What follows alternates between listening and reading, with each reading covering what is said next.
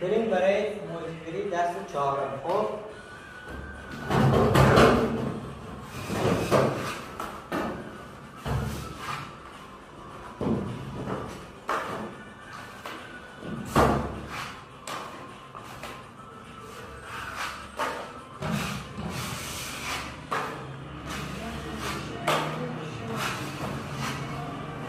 باتونه رو نباید زیاد بخوابونی. اگه زیاد بخوابونی خودش موج میگیره. کم کم بزن جمعش کن. یعنی چند مرحله بزن، اقلا 4 دست 5 دست بزن، راحت موج کن میشه.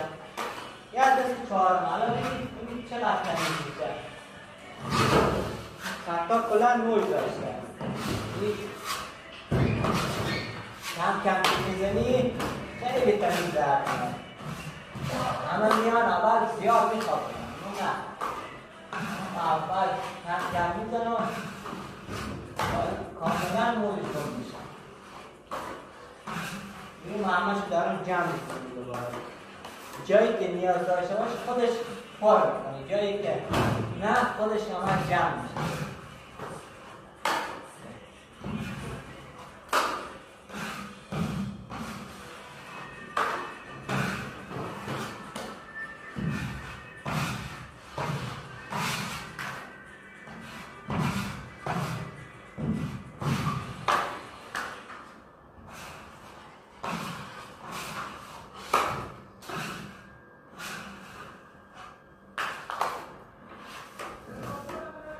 چطور شد؟ خوب شد یا نه؟